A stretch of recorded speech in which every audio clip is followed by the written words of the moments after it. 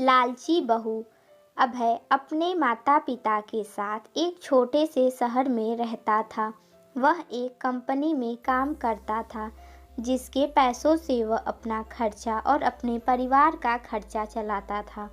कुछ वर्ष बाद अभय की शादी हो गई।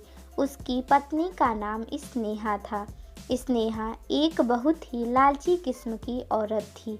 स्नेहा को जब भी पैसे मिलते थे तो वह तरह तरह के कपड़े और गहने खरीद लेती थी। जब भी वह किसी समारोह में जाती थी तो हमेशा नए नए कपड़े और नए गहने पहनकर जाना चाहती थी।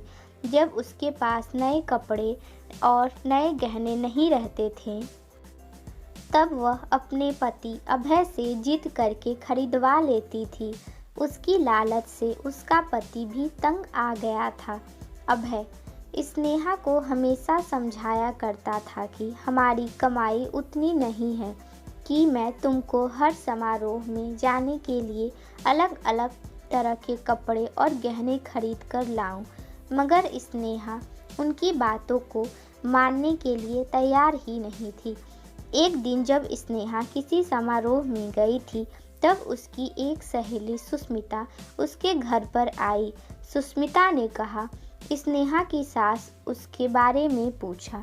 स्नेहा की सास ने सुस्मिता को सारी कहानी बताई। सुस्मिता ने अब स्नेहा को सबक सिखाने के लिए एक योजना बनाया।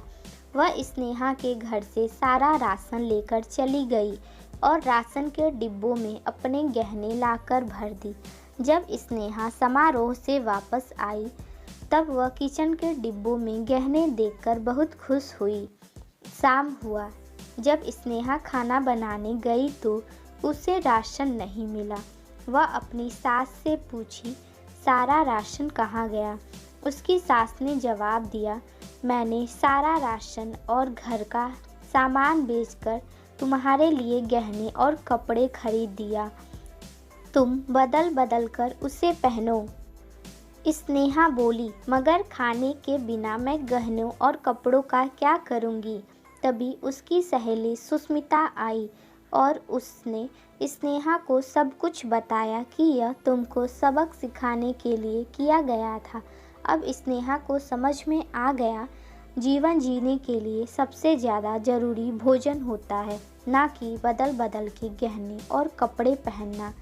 स्नेहा अब अपने पति के कमाई के अनुसार ही सारा काम करती थी और वह खुशी खुशी रहने लगी।